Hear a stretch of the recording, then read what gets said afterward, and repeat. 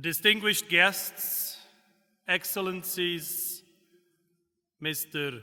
Amos Oz, Miss Oz, ladies and gentlemen, you are all most welcome to the award ceremony of the Mount Zion Foundation.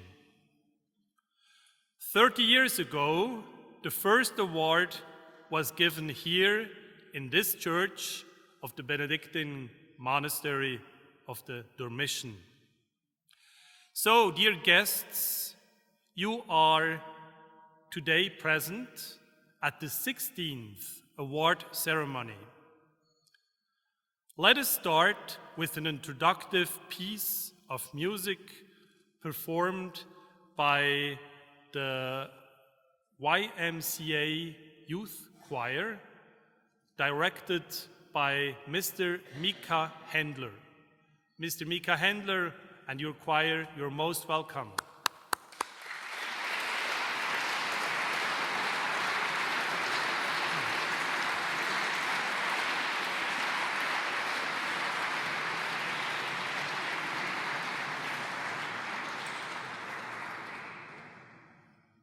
أدين بدين الحب أن توجهت ركائبه فالحب ديني وإيماني.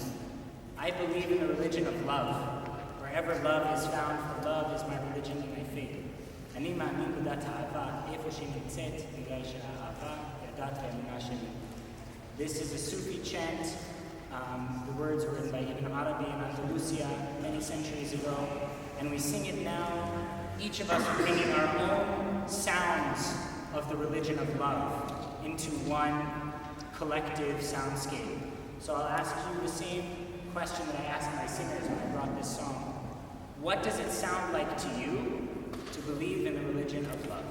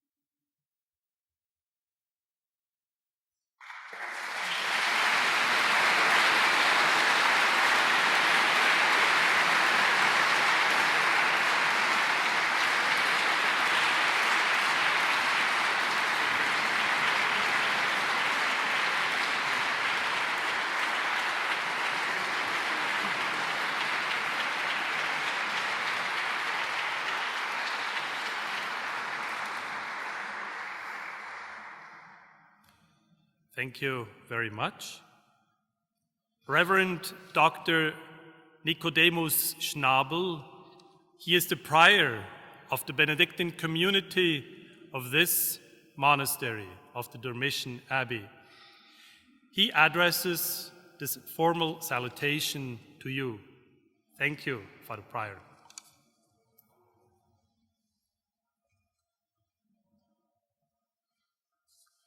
Distinguished guests, especially Amos Oz, very welcome here at Dormition Abbey. Before I address you, I want to start with a moment of silence, a moment to look back that we lost the last month. Two persons are very connected to the Mount Zion Award. I speak about Dr. Kirsten Stoffregen-Petersen, here in Jerusalem, better known as Sister Abraham. And I speak about Ruven Moskowitz. Sister Abraham was awarded 93, Ruven Moskowitz 2001 with the Mount Zion Award, and they passed away. I have in my memory two persons like volcanoes. Volcanoes often here in a frozen land, frozen world, or maybe in a frosty world, but in their surrounded atmosphere, there were really a warm atmosphere. Both of them have really hardship faced in their life. They have not always an easy life, but they respond hate not with re-hate, but with forgiveness, and really a fascinating strength and really unbelievable source of love. And both of them were really full of joy. I think all of us know the last Mount Zion Awards with Ruven Moskowitz and his musical pieces. They were always a part of big joy. And also Sister Abraham, this Scandinavian woman who became an Ethiopian nun. Really two fascinating persons. So I want to ask you, please stand up for a moment of silence to commemorate them.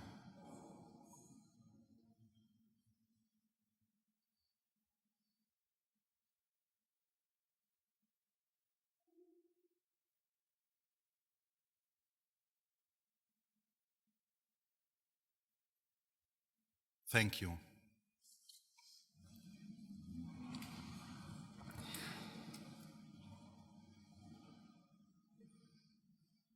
May their memory be eternal. Together with my co-board members,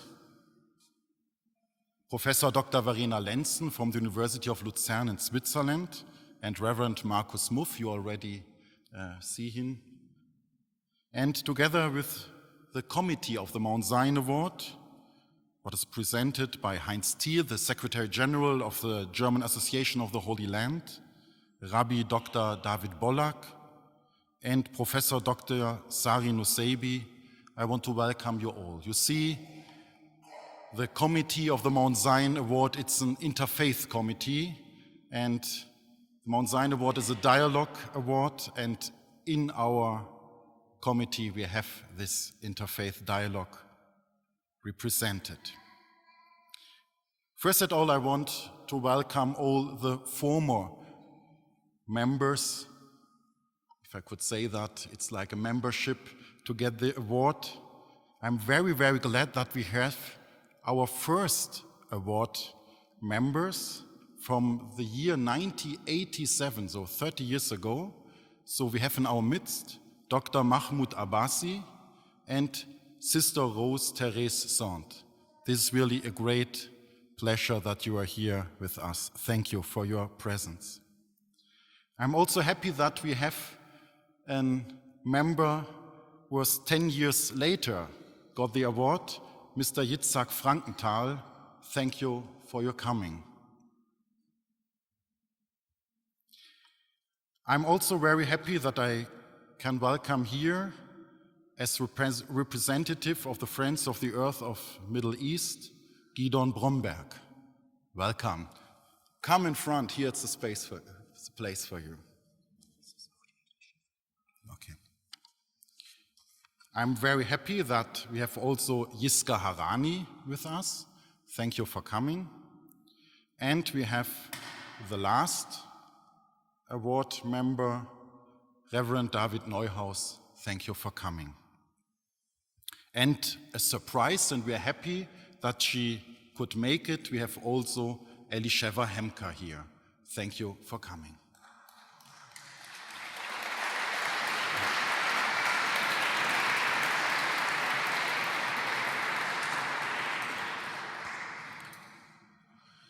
I'm very glad that we have representatives from different religious communities. This year, and especially, we are very close to Reformation Day. I want to break a little bit through the normal order that I have the pleasure to welcome Propst Wolfgang Schmidt as representative of the Protestants here from the Lutheran Church with his wife. Thank you for coming, Wolfgang. Then, of course, I want to welcome our bishop here of the Latin Patriarchate of Jerusalem, His Excellency, the Apostolic Administrator, Archbishop Pier Battista Pizzaballa. Thank you for coming. And he's accompanied by the General Vicar of the Latin Patriarchate, His Excellency, Bishop Jacinto Macuzzo. Thank you that you are here. I'm also very happy that the official representative of the Holy See, so Amos Oz, this means the Pope is okay that you get that prize. It's the Chargé d'Affaires of the Apostolic Nuncio, Monsignor Marco Formica. Thank you for coming. I'm also happy that we have, for the Federal Republic of Germany, the representative at the PA.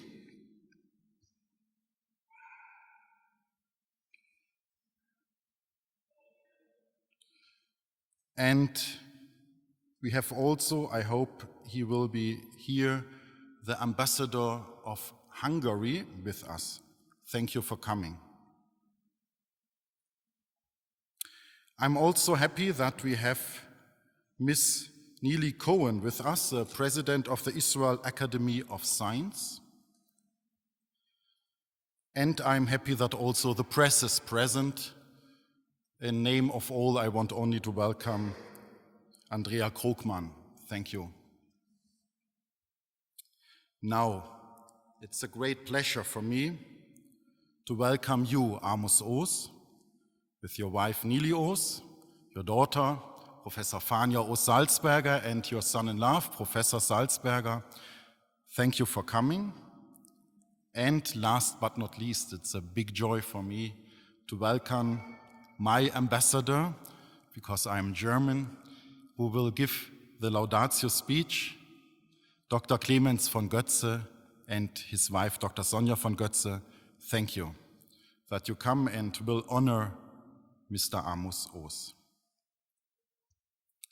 I'm also very happy that we have Dr. Joshua Lincoln with us, the Secretary General of the Baha'i International Community. This shows us a little bit this land, it's more complicated than we think. It's not only holy for Jews, Christians, and Muslims, but there's much more, like the Baha'i, who has their World Center in Haifa. So thank you also for coming. Thank you really all for joining us in this very special moment. I'm sorry if you're not mentioned personally by name, but believe me, in my heart and in our church, you have all space and you are really welcome. Thank you for joining us here. And please allow me a last sentence.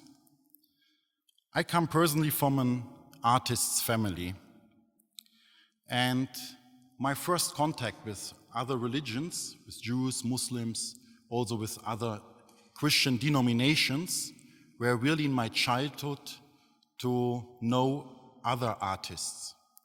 And the father of my rule, Saint Benedict, he described the job description of a monk. It's seeking God, searching for God. And I think this is really very close to that what artists try, what artists do.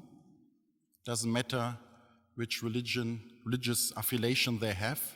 It's really asking, seeking, searching, looking behind the easy answers, behind the easy solutions, to ask a why more than others, and they have the gift to announce problems, questions in another way than the only logical, scientific way, but in an artistic way, what has always this element beyond.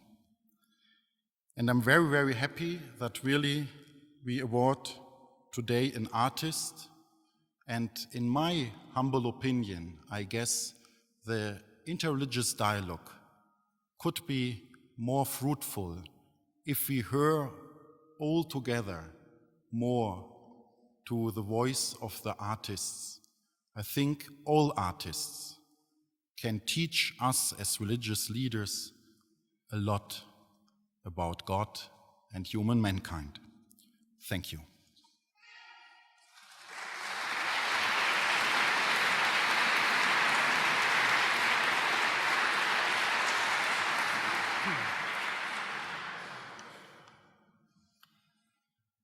An institution needs a power center.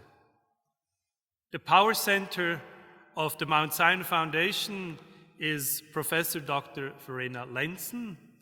She will introduce you to the work of the Mount Sinai Foundation, and she will remember its founder, Reverend Dr. Wilhelm Salberg.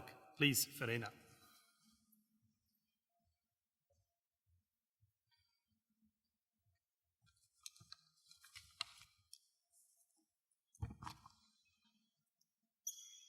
I'm a very silent power center.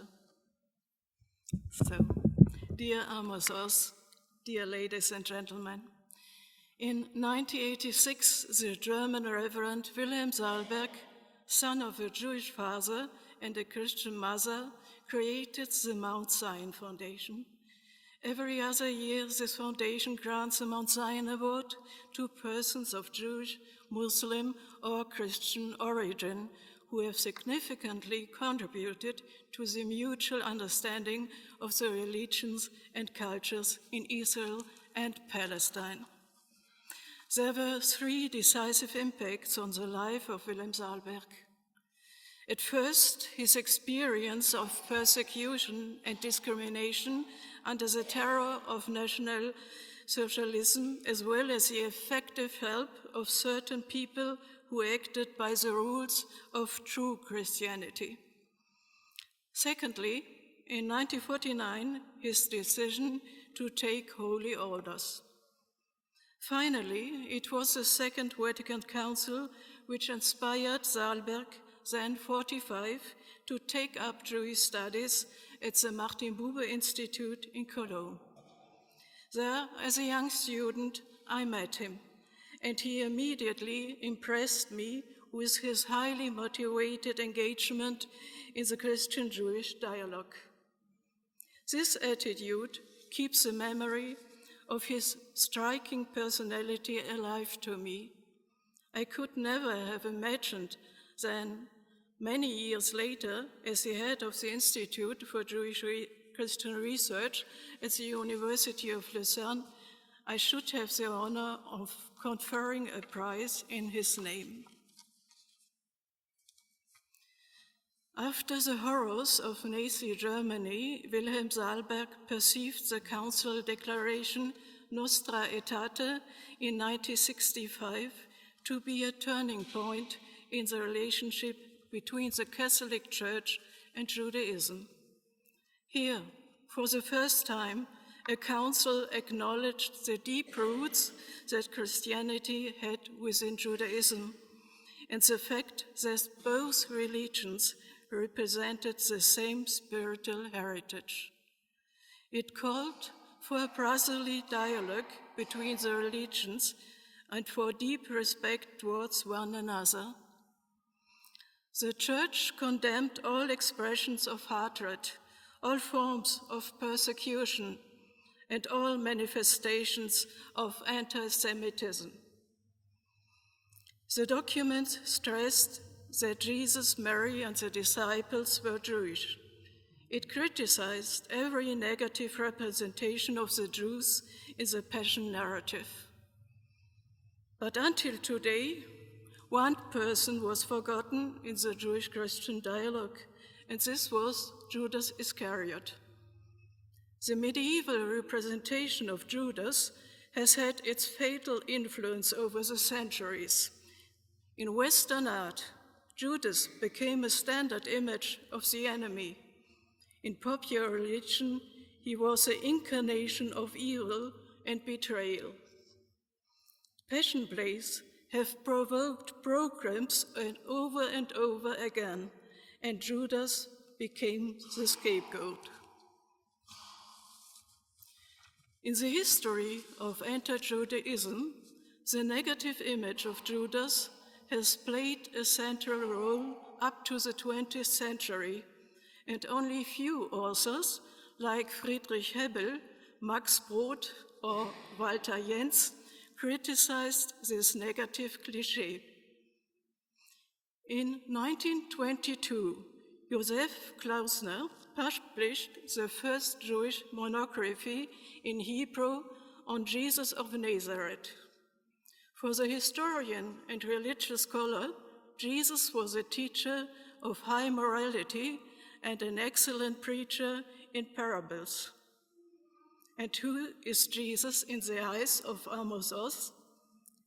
His novel about Jesus and Judas is a reflection on the great questions of history and its turning points, like the separation of Judaism and Christianity, or the failure to achieve peace in Palestine and Israel. Books are bridges. Books are bridges which lead to the essential questions of religions, cultures, and history, even if they are separated by abysses. This year, the Mount Zion Award goes to Amos Oz. In the name of the Mount Zion Foundation, I have the honor to thank you for your commitment to intercultural understanding in the sign of Zion. Thank you.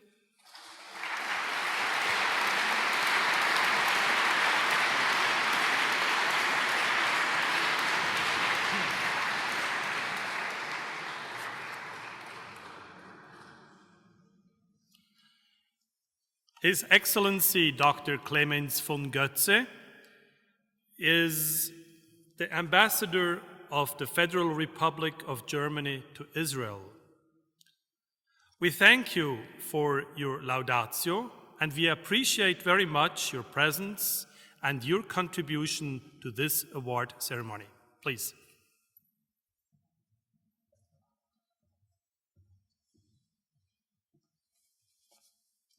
Professor Lenzen, Reverend Markus Muff, Prior Nicodemus, all the representatives of the churches, Archbishop Pisavala, Bishop Probst Schmidt, honorable guests, and first of all, Amos Oz and the Oz family. It is a great pleasure to be here today and having been honored with the task to give the laudatio on today's award. Long before I was appointed ambassador to Israel, but was already dealing with Israeli and Middle Eastern affairs in the German Foreign Service, I asked a close Jewish friend of mine how to achieve a more thorough understanding of Israel, the country, its politics, and its different problems. And my good friend did not advise me to take different analysis of political science, but he just said, read Amos Oz's book, A Tale of Love and Darkness, which I did, and thereby did not only learn deeply about Israel, but also had the pleasure of enjoying an outstanding work of literature written by one of the world's most renowned authors.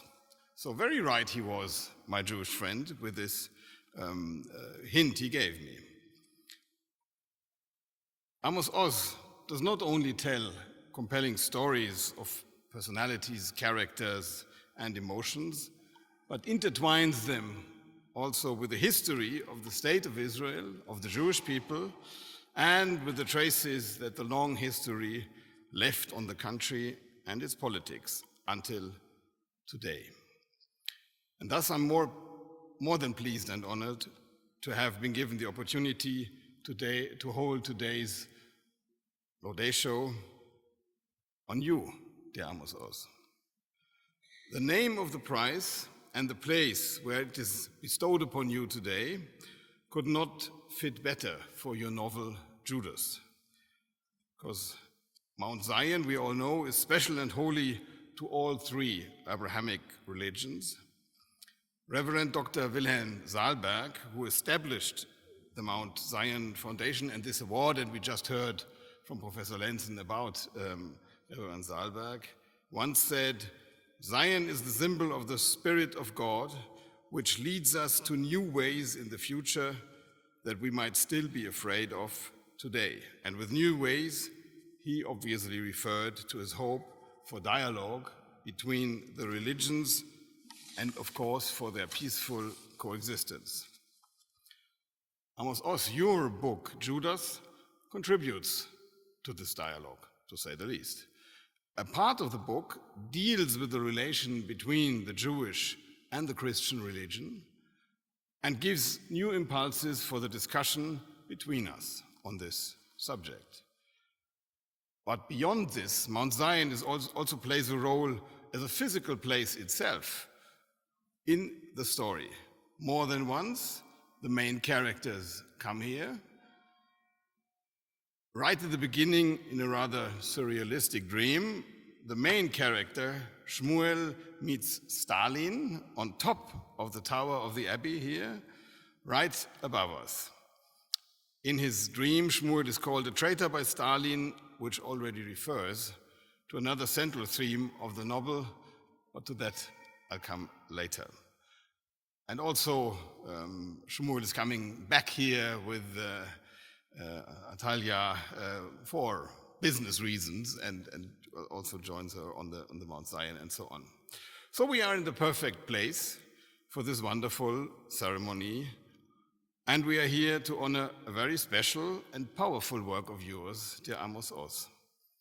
You are taking us back to the Jerusalem winter, rainy Jerusalem winter, 1959-1960. We get to know Shmuel Ash, a rather exceptional and woebegone young man, asthmatic, sentimental, and close to tears on the one hand, an enthusiastic socialist who talks a lot but never listens, and who always rushes while walking on the other hand. His father's business goes bankrupt, so Shmuel no longer gets financial support for his studies. And also, almost at the same time, his girlfriend, Yardena, leaves him and marries her former boyfriend, and on top, his group for the socialist renewal, his only friends, splits up. So as a result, Shmuel gives up his studies and applies for a job that he finds on a blackboard.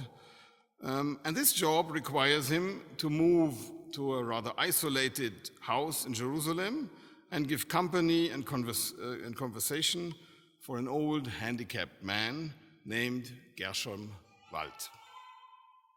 And there in this house in Jerusalem, he falls in love with Gershom's daughter-in-law, the widow Atalia, There he starts learning about Athaliah's and Gershom's family history, which is strongly connected to the foundation of the state of Israel, as we see when the story moves on.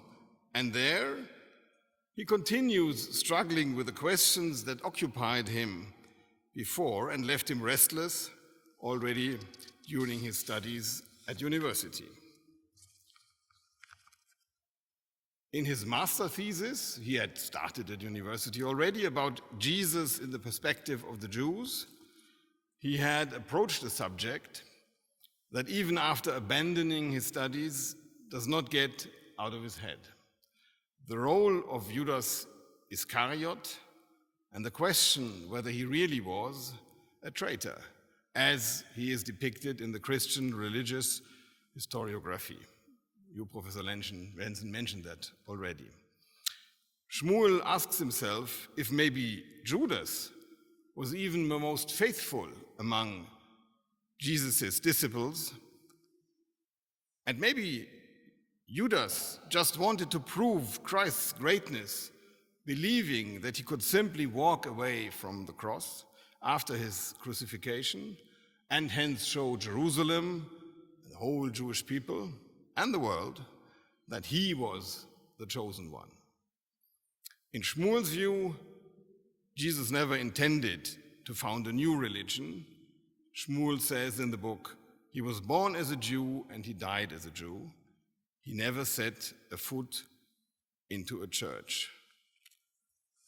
And so in Shmuel's interpretation, it was Judas who, by inciting Jesus to enter Jerusalem, who was reluctant and fearful, and by letting him crucified, led the foundation of the Christian religion and could even be called the first Christian. By shedding new lights on the figures of Judas and Jesus, you, Amos Oz, stimulate our thoughts about the common roots of Judaism and Christianity, and you make us ponder about how Christians see Jews and how Jews see Christians and how both should dialogue between them.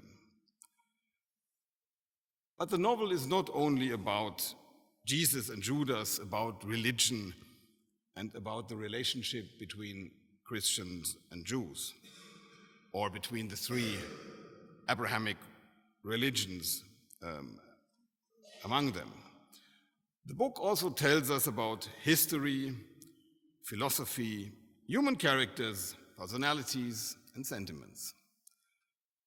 Be it the history of the founding of the State of Israel, the discussions of its constitution, its relations to the Arab population already there, the lines of conflict between Jews and Arabs in these years, and the attempts to solve them from then on until the present. Be it the personal story of Shmuel Ash, his family background, his ambitions, his distress, and the unattainable love he falls in at the house of Gershom Wald. Or be it the emotions of the other characters of the book, their hopes, their despair, their unescapable memories, very unescapable memories, and their unfulfillable dreams. Or be it finally the antagonisms you are working out so beautifully in the book, and I only cite a few of them, otherwise I would need pages here. So I would cite antagonisms of loyalty versus betrayal, of community versus solitude, of openness versus reservation, and of idealism versus realism.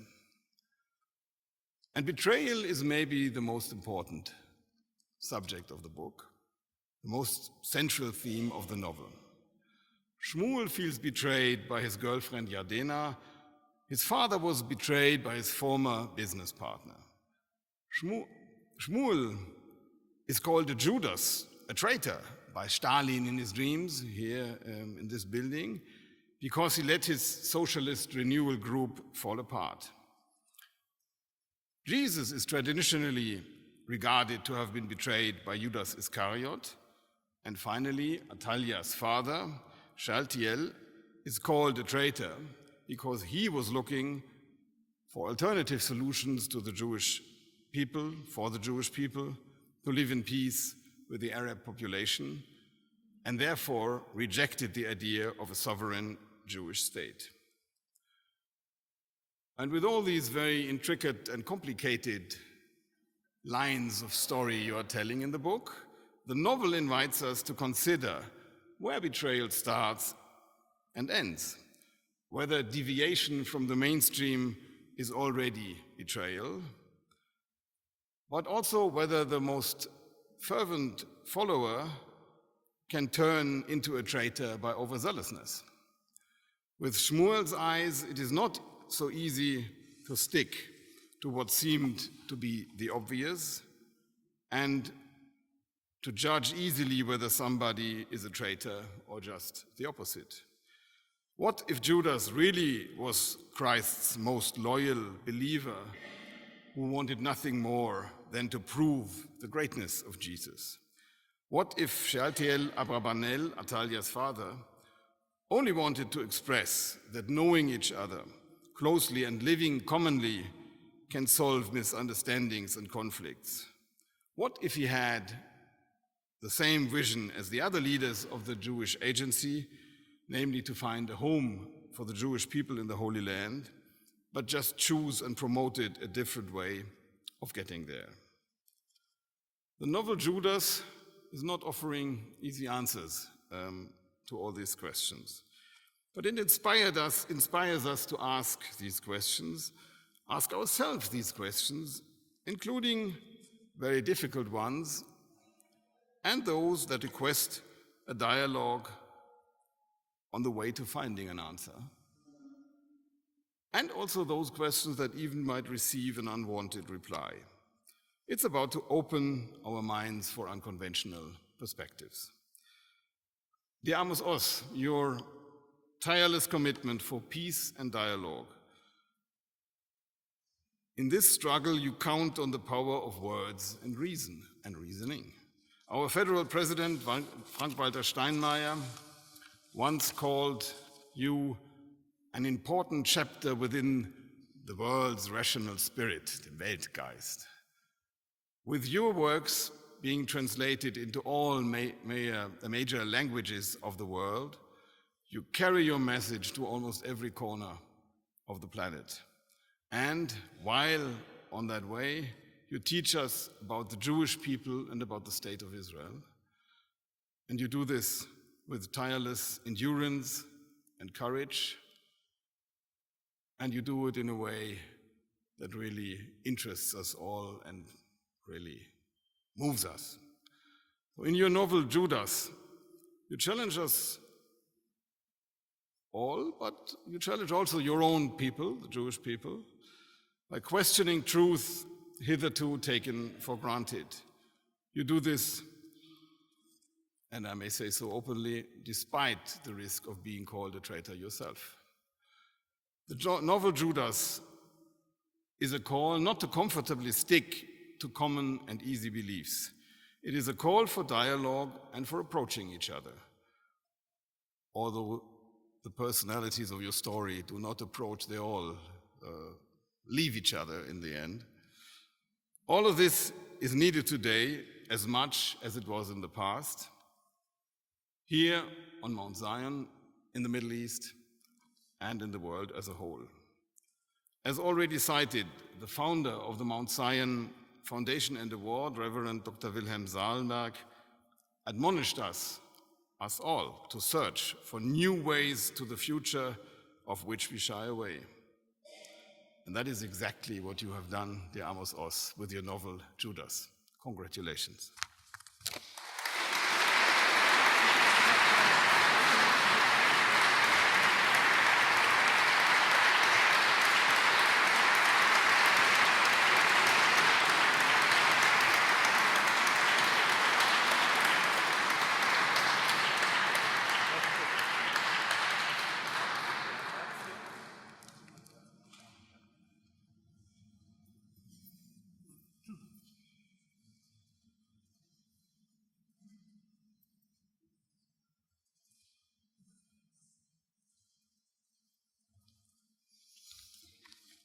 The next piece of music is interpreted by Brother Simeon Glocker, organ, and Mr. Michael Rössler, bassoon.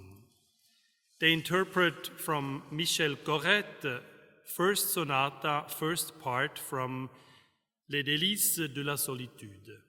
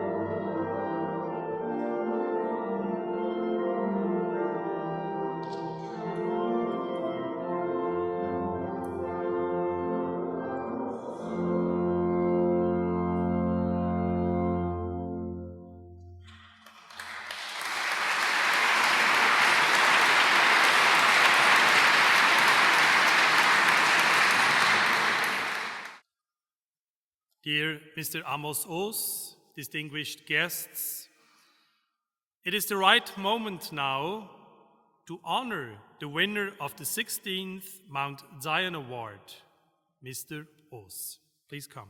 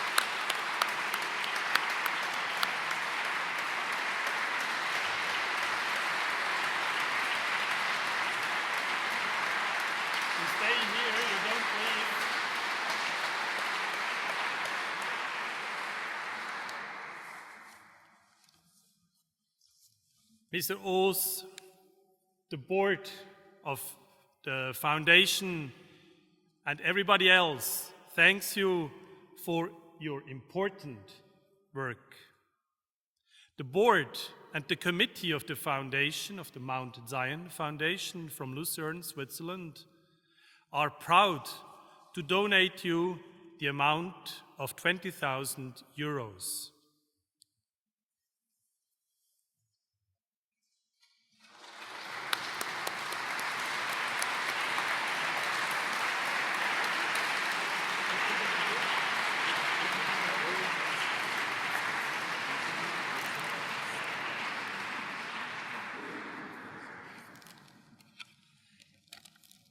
You have already seen this medal. We hand it over to you, Mr. Oz, a medal made of silver. The front of the medal shows a design of this beautiful abbey, of this abbey church. And engraved on the front is your name, Amos Oz, winner of the Mount Zion Award 2017. Thank you again.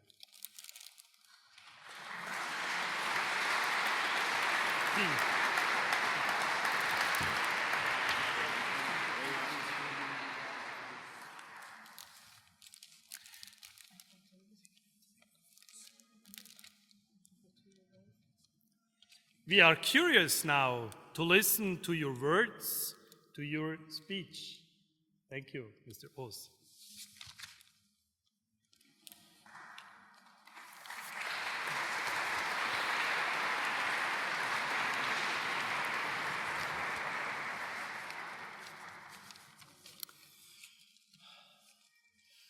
Distinguished guests, members of the jury, distinguished guests, members of the jury, members of the foundation, Mount Zion people, dear friends, dear believers of different faiths, dear non-believers, dear skeptics, dear lovers of Jerusalem, good evening to all of you, and thank you very much for being here, and thank you for awarding me with this very moving prize.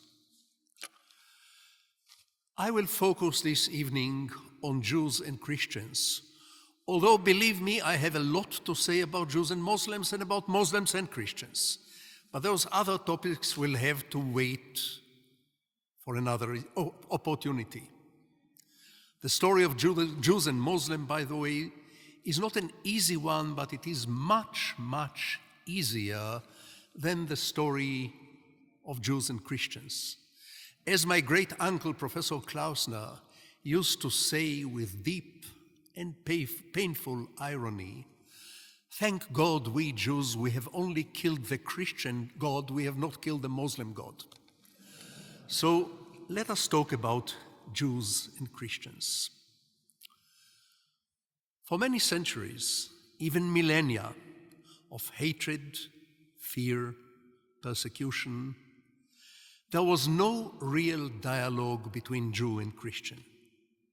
Yes, there were very well-known public theological debates. But these public theological debates were almost the very opposite of a dialogue. They were very often terrifying experience for the Jewish party for the debate, because the Jews in those debates, they could not afford to win and they could not afford to lose the debate. Now, at last, after almost 20 centuries, I think we are reaching the beginning of a Jewish-Christian dialogue. Ladies and gentlemen, friends, after such a long time, it is only natural that the early beginnings of dialogue are focused on niceties, good manners, smiles, apologies, goodwill, hopes for the future, and steering clear of the painful issue which divided Jew from Christian. But I think we have to get beyond this step of introduction, beyond this kind of nice official celebration of the removal or the beginning of the removal of the animosity and suspicion. I think it's time to begin to talk very seriously, both about the things that unite us, Jews and Christians, and about the things that divide us, Jews and Christians. We ought to talk about the past. We have to lock eyes. We have to talk about the past in order to be able to face together the challenges of the future. And the challenges of Jerusalem are not easy. You people of Jerusalem know this better than anyone else. The challenges of the present and the future are far from being easy and simple.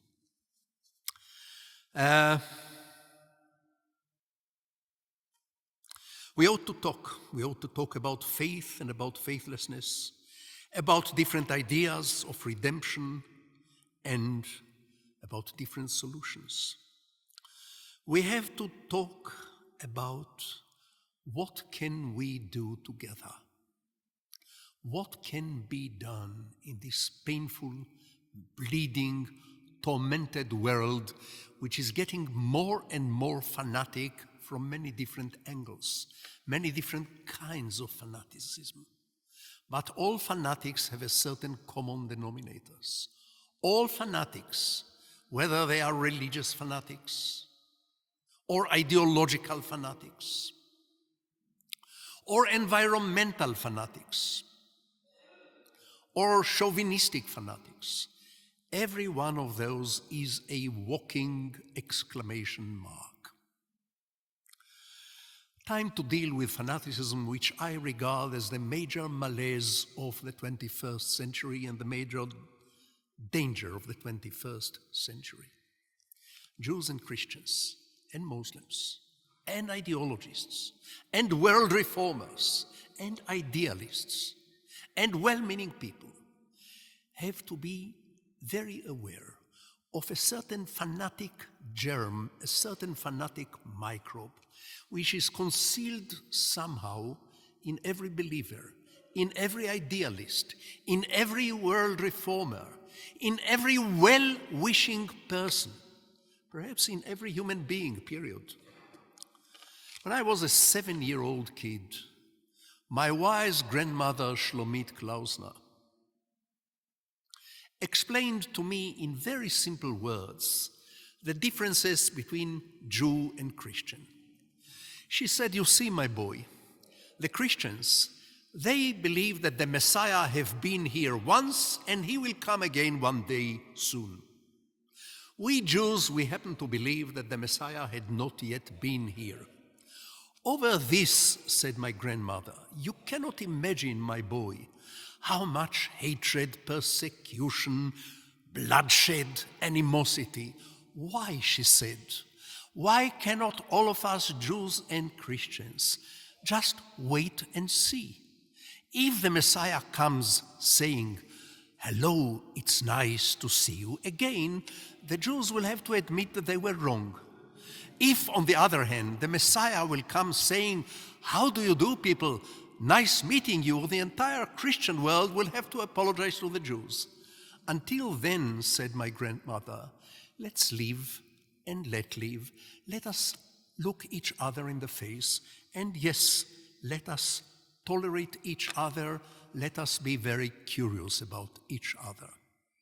Now I want to make a short statement about curiosity. You know that literature and gossip, they are cousins. Literature never says hello to gossip in the street because it's embarrassed by this cousinship with gossip. But they are both based on a certain curiosity. Literature and curiosity, both of them, are endlessly fascinated by the secret of the person across the street, or across the wall, or across the partition. Difference is that curiosity simply wants to peek into the window of the neighbor and see what is happening behind the closed shutters of the neighbor. Good literature, on the other hand, is not satisfied with just looking into the windows and the secrets of the other. No. Good literature invites the reader to see the world through the window of the person across the street, through the window of the other. How does the world look to her or to him? What is the landscape to be seen from a totally different window? This is the kind of non-gossipy curiosity which literature encourages. And I'm a great believer in curiosity. You know, everybody knows that curiosity is a precondition for every intellectual work. Maybe it is the prime condition for every intellectual work.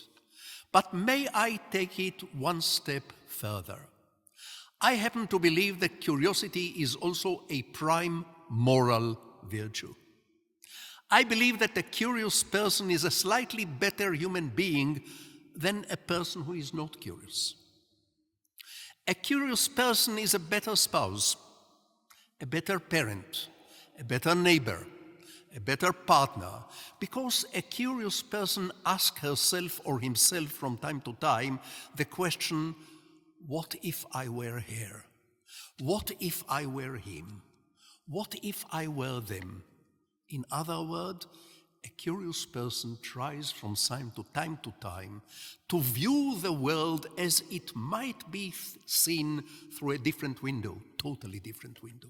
Not in order to erase yourself, not in order to convert, not even in order to turn your other cheek to your opponent, as our great common teacher taught us, this great Jew.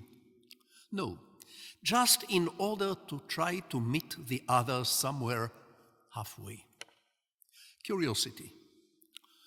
I even believe that a curious person might be a better driver on the road than a person who is not curious. Because a curious driver will ask herself from time to time, what this guy on my left might do next? What this guy coming from the opposite direction, what is the unlikely thing that he might do after all? I would even tell you in a whisper that a curious person is a better lover than a person who is not curious. And I know some of the audience would like me to elaborate on this particular aspect of curiosity and bring some examples, but this is the wrong place, too early in the night or maybe too late in the evening. So this will wait for another opportunity, just like Jewish-Islamic relations and just like Christian-Islamic relations. But I'm a great believer in the moral value of curiosity, in the moral virtue of curiosity. I'm also a great believer in compromises. I have said this many times in my life, but where else, if not on top of Mount Zion, should I repeat my commitment to the idea of compromise? Compromise is never glorious. Compromise is never heroic. Compromise is not very inspiring for art, for music, for painting. Not really. Compromise is prosaic. Moreover, there are no happy compromises. Hardly any compromises. By definition, compromises do not entail everlasting ecstasy, euphoria, or happiness. With many, many people, especially young idealists, compromise is almost a dirty word. They tend to think that compromise is sneaky, dishonest, opportunistic. They think that compromise is the opposite of devotion and idealism. Not in my vocabulary, ladies and gentlemen. In my vocabulary, compromise is life. And the opposite of compromise is not idealism. And the opposite of compromise is not devotion. The opposite of compromise is fanaticism and death. This is a hard message to deliver in Jerusalem, on top of Mount Zion. But it is my message. I believe in compromises. Compromises not in the term of erase yourself in order to make the other happy. Compromises, yet again, not in the sense of turning the other cheek to your enemy or to your opponent. Compromise is a way of meeting the other somewhere halfway. Compromise is a secret of marriage. It's a secret of partnership. It's a secret of good neighborliness. It's the secret of parenthood. It's the secret of any joint project of different human beings. And please believe me, I know one or two things about compromises, having been married to the same lovely woman for the last 57 years. I said 70 because I'm looking forward. So I know one or two things about compromises, and I believe in compromises. And I believe that here in Jerusalem, what we Jerusalemites of all faiths and breeds and ideas, what we need right now is not a salvation, a miraculous salvation. What we need now is not a magic formula. What we need right now is not even some kind of divine illumination, not redemption, but solution. And solution means compromise. And compromises are painful, but they are the only alternative. Permit me now to turn for 10 minutes or so to my novel, Judas. I know many of my readers think that in the heart of the novel are the issues of Jews and Christians, Jesus and Judas, Israelis and Palestinians, loyalty and treason. All of those are in the novel, all right, but at least in the eyes of this humble and biased reader of the novel Judas, they are not the heart of the novel. Basically, this is a story about three very different human beings: a very sober and skeptic old man, an angry and injured middle-aged woman, and a young idealist who sit together for a whole winter in a room, drink gallons of tea and talk. This is not the beginning of a joke. This is my novel. They sit in a room and talk. That's it. And yet, they enter the novel as alien planets, hostile to one another, representing two utterly different perspectives of the world. The old man is very suspicious of any faith, any devotion, any redemptional formula, any world reforming. Leave us alone, he says. Don't try to save us because you will end up shedding innocent blood. Leave us alone, let us be. We are imperfect, we suffer, we sin, but leave us alone. Don't try to save us, or else you will become crusaders or jihadists or whatever. The middle-aged woman, angry, injured, full of resentment toward the entire male sex. For thousands of years, she says, you men have controlled the world and turned it into a slaughterhouse. You men are eternal teenagers, always thirsty to be number one, always need compliments and reassurance and support. Yes, she takes men to her bed, just like changing socks, but she basically loathes them, including the young guests, who initially fears the middle-aged woman and despises the old skeptic. He is an idealist, he is a believer, he is a world reformer. And here comes the tiny mini miracle of my novel.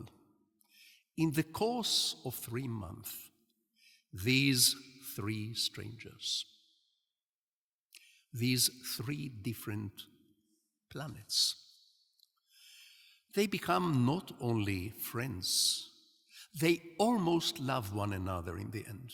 I say it with caution, almost. They almost become a family. How this happens, I don't know. And where exactly in the novel this happens, I don't know. And believe me, I have read this novel a few times. And I still know where exactly this change of heart takes place. Just as I still don't know where the protagonist, Shmuel, burning, scorching sexual attraction to Atalia is elevated into tender, considerate, gentle love, without losing the fire of the sexual attraction. Where exactly in the book this happens, I don't know, and I read it and reread it, and I don't find the turning point, but it happens. This is the minor miracle of Judas. Of course, there are some ghosts in this novel. Not ghosts wrapped in white sheets and making funny noises at night, but there is the ghost of Jesus, and there is the ghost of Judas, and there is the ghost of Micha, the slain son, the only son, the sacrificed Isaac of this novel. It has the sacrifice of Isaac and the crucifixion of Jesus, both events without redemption, without last moment miracle. And there is the ghost of Abravanel, who dreamt of meta-national or post-national pluralism, where humanity will become one huge symphony, every individual, every culture, every tradition, every faith, a unique and precious musical instrument, and they will somehow develop a wonderful harmony with no states, no boundaries, no barbed wires. He was regarded as a traitor by many of his contemporaries, just like Judas was regarded as a traitor by many, many hundreds of millions of Christians for many generations.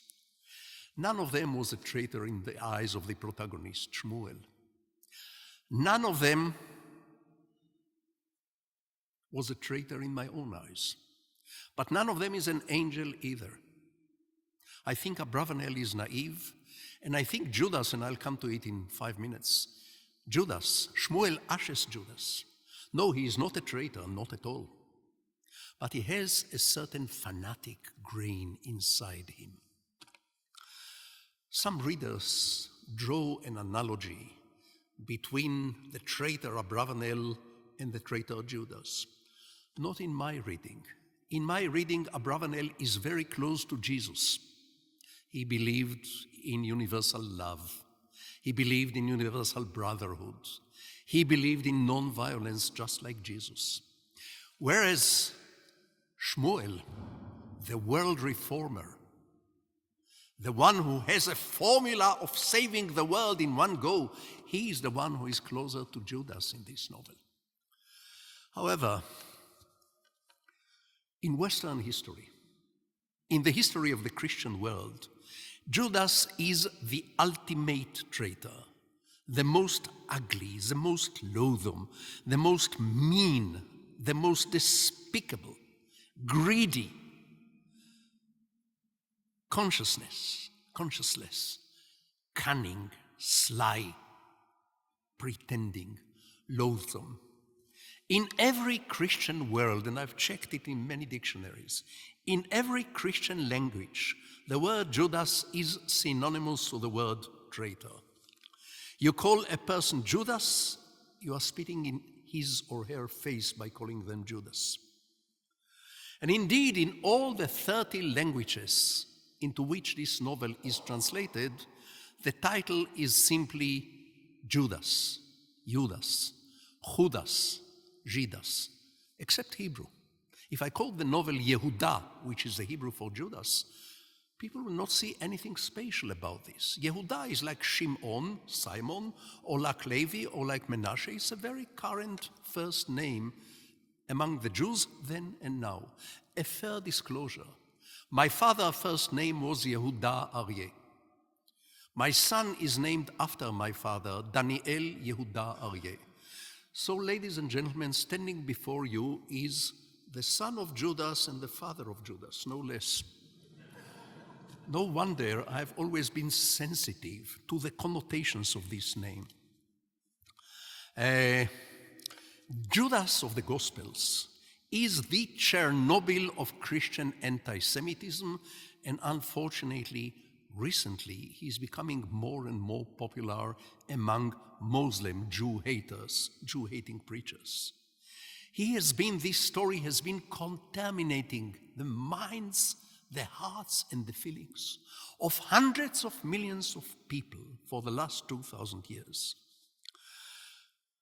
In the eyes of a little child who hears the story for the first time from a parent or from a grandparent, it is almost impossible to draw the exact line between Jew and Judas, Jude and Judas, Judas and Judeos. Very hard from a little child. No wonder that for many, many, many simple Christians, not all of course, but many, all of us are Judases of sort, treacherous, greedy, money grabbers, clever, dangerous, God killers. Gershom Wald tells a certain story somewhere in the novel about sharing a train compartment with two Catholic nuns many, many years ago back in Poland when he was a young man. And one of them was a respectable middle-aged lady, the other one was pretty, innocent-looking like the young Madonna in wonderful paintings. At some point, he drew out of his pocket a Hebrew newspaper, read it, and the elderly nun says, "Sir, aren't you reading a Jewish paper?" He said, "Yes, I am Jewish, and very soon I plan to go to Jerusalem and settle in Jerusalem." Silence. Then the young nun said in a sweet voice, "How could you do that to him? He was so sweet." And Gershom said, "You know, young lady, on that particular Easter Friday, I wasn't there, I missed it, I had a dentist appointment." Another fair disclosure, this happened to me not in Poland, in another European countries, but the same story. Two nuns, one middle-aged, one young and very beautiful. It was not a Hebrew paper, it was a Hebrew book that I was reading. "Sir, are you by any chance reading a Jewish book?" "Yes, I am, I'm an Israeli Jew." "How could you do that to him?" And to this day, I kick myself for not answering with the dentist excuse. I could get off the hook very easily. Gershom Wald also says, think about it from the point of view of an innocent child with a Christian upbringing, with the Gospel's upbringing. This is not a simple, innocent story. Not every human being is capable of waking up one morning, brushing his teeth, drinking a cup of coffee, and killing God Almighty. You have to be very powerful and very vicious and very corrupt to do that. The kiss of Judas is the most famous kiss in history, much more famous than the kiss of Romeo and Juliet. As I said, the Chernobyl of anti-Semitism. Just think for a moment about very famous paintings of the Last Supper in Christian art, before Renaissance, during Renaissance, and after Renaissance. You see the Savior sitting at the middle of the table with a halo round his head, tall, erect, beaming goodness, divine goodness. And you see the other apostles sitting on his left and on his right. In most of the paintings, they are good-looking, handsome, fair-haired, looking distinctly European, even Aryan. But at the corner of the table, in many of those paintings, there is a tiny little Semitic ugly monster with balding head and squinting eyes and protruded ears and crooked nose and thick lips and rotten teeth and a disgusting smile on his thick lips. And this, ladies and gentlemen, is not the Nazi Der Stürmer. This is not Goebbels. This had accompanied my ancestors for millennia. This, unfortunately, has been us for generations. Yet, when I was a 16-year-old boy in Kibbutz Hulda, I was a book-reading kid, and I decided I must read the New Testament. They never teach the New Testament in any Jewish school abroad or in Israel, and I think it's a great shame. It is a book that ought to be taught in every Jewish Israeli school. It's a Jewish book. It's a great Jewish book. However, I realize that unless I read the Gospels and the rest of the New Testament, I will never understand the music of Bach or Christian art and painting and sculpting.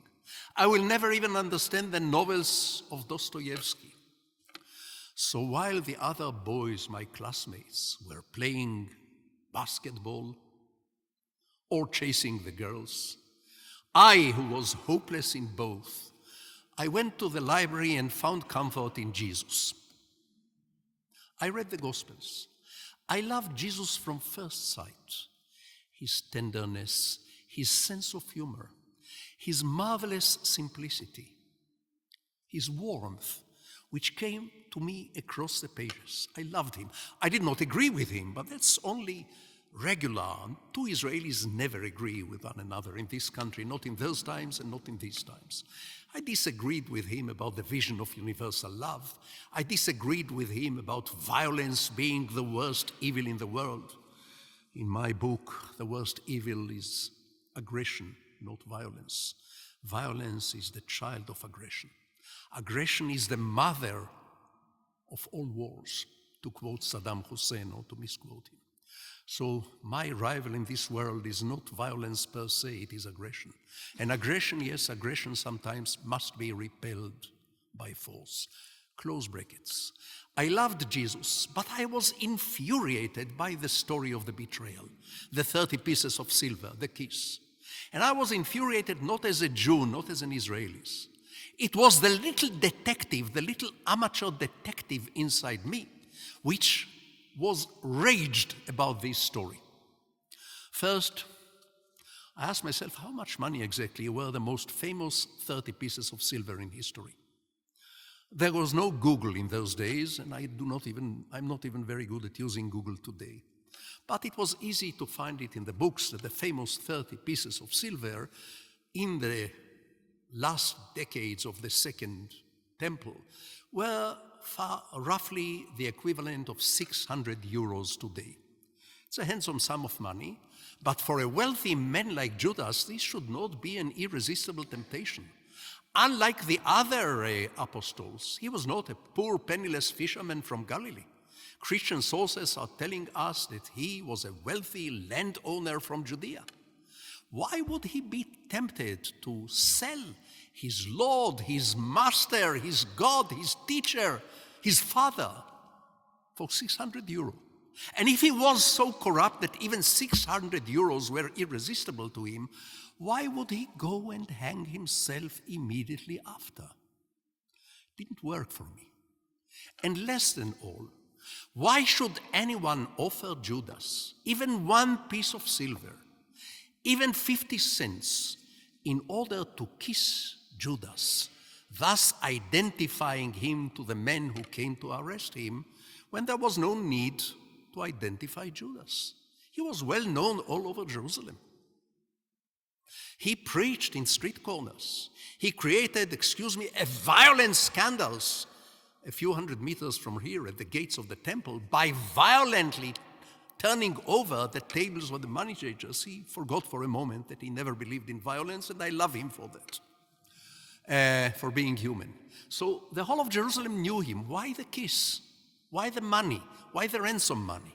Why this ugly story?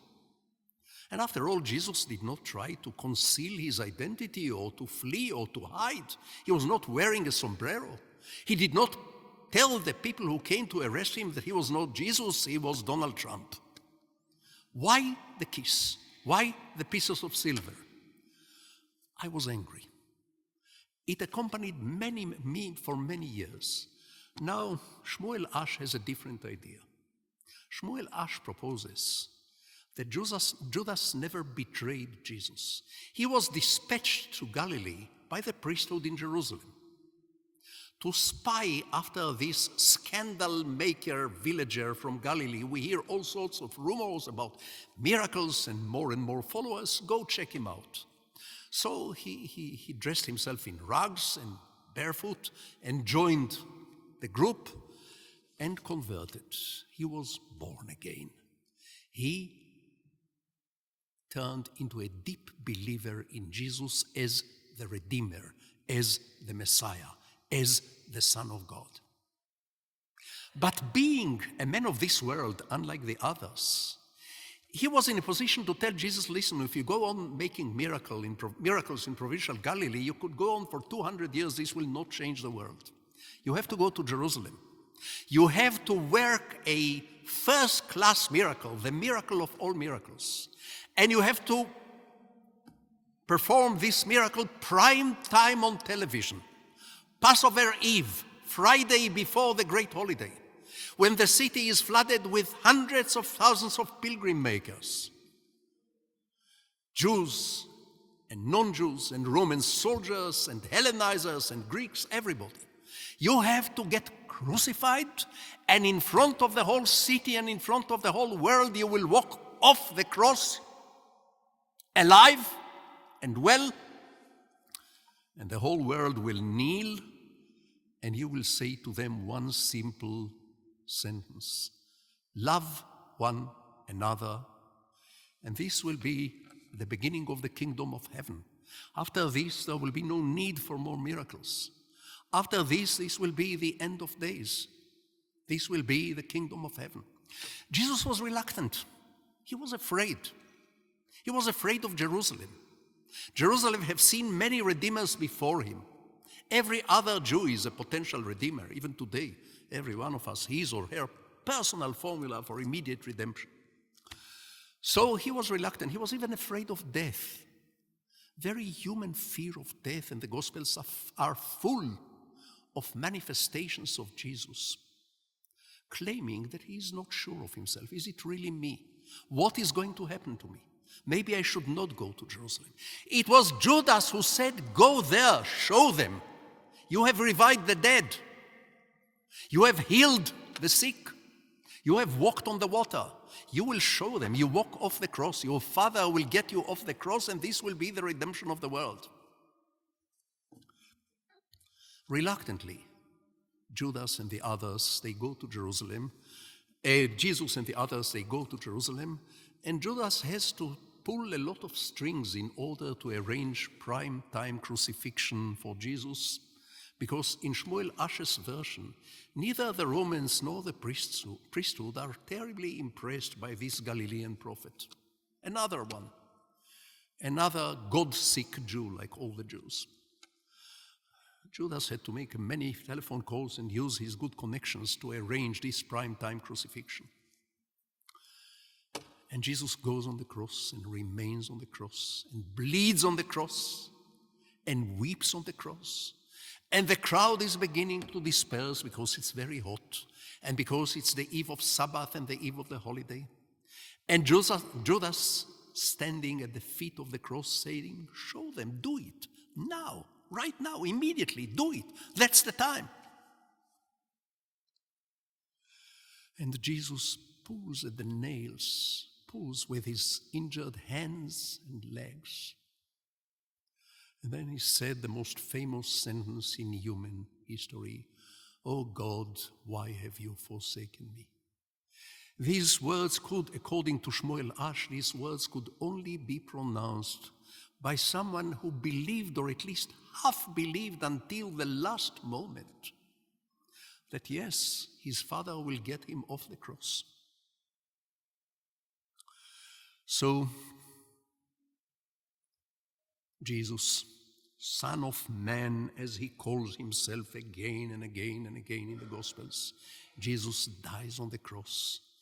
And Judas, realizing what he had done, he goes and hangs himself. Is this what really happened very close to here, 2,000 years ago? I don't know. I had a dentist appointment. I wasn't there. But I think this version makes more sense than the ugly story about the 30 pieces of silver and the kiss.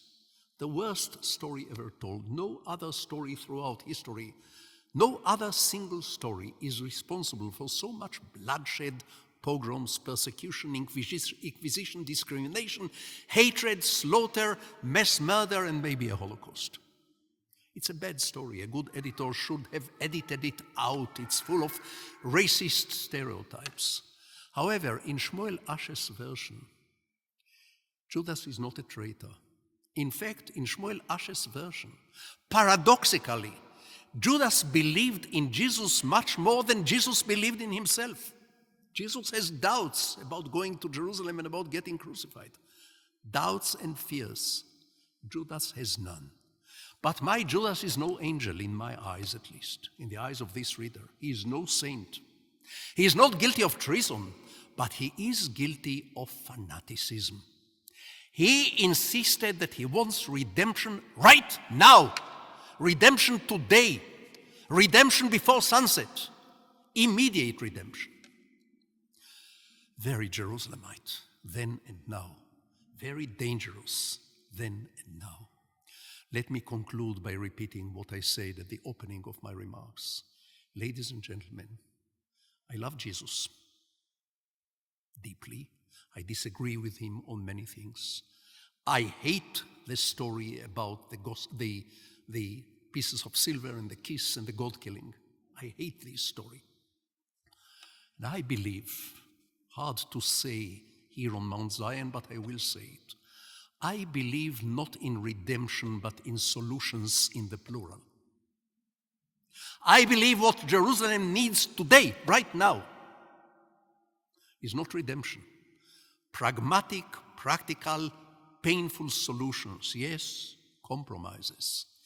And I said, compromises are never happy, but choosing a compromise is choosing life over death. And as our ancestors have said millennia ago, "Uvacharta b'chaim," and thou shalt choose life. Thank you very much.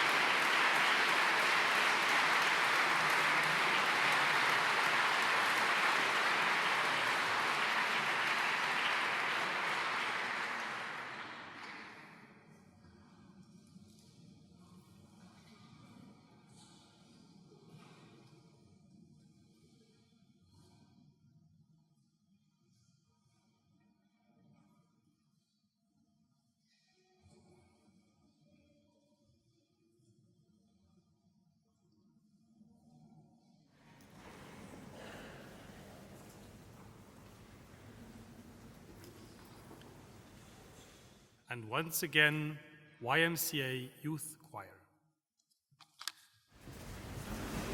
It's obviously very difficult to follow an extraordinary speech like that. We'll do our best. The song that we have to close is called Gadol, and it speaks very simply about how often from the place of greatest darkness can come a great light. So we hope to leave you with that.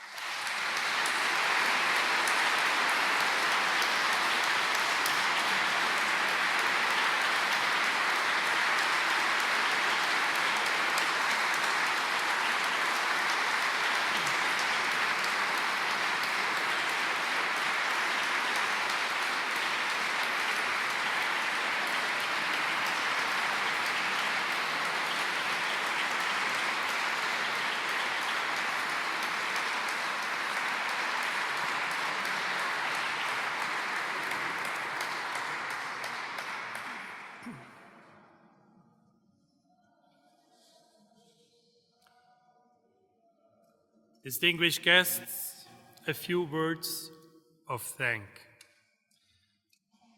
The Foundation is very much honored by the presence of every single person who has come tonight.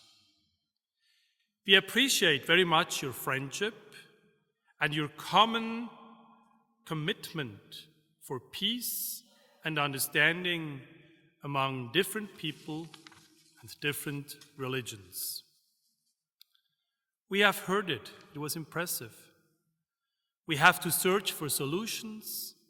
We have to look for compromises. Thank you.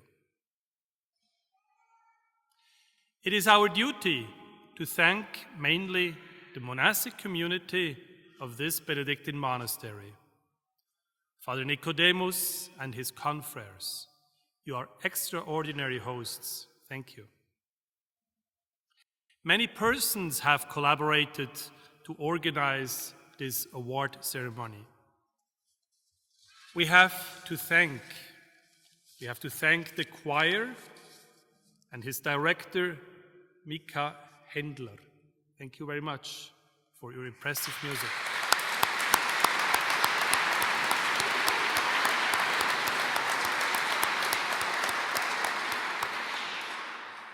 We thank also Mr. Michael Rössler with his bassoon. He was extremely precise, thank you. And Brother Simeon Glocker on the organ. Thank you very much.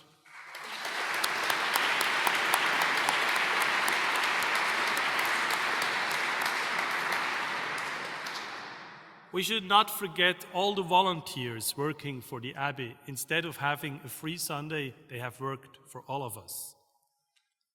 We thank Father Basilius, Father Matthias, and Brother Simeon, as well, Brother Simon Petrus. Thanks to all of you. Now, distinguished guests, you are cordially invited for a simple reception. The reception will last not too long, I was told, until more or less 7 o'clock. Before we leave this beautiful church, we will make some photos, and therefore, please, all the former award recipients come here for a photo, so we can make a photo together with today's award recipient, Mr. Amos Oz, and the members of the Foundation, of the board of the Foundation, and of the committee of the Foundation. Please come here.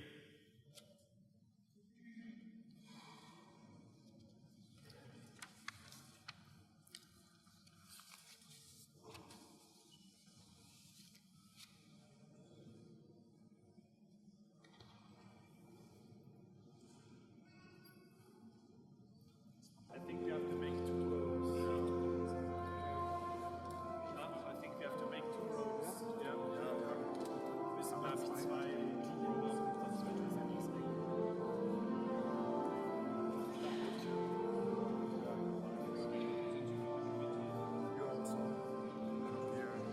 Because we're too many, we have to be more.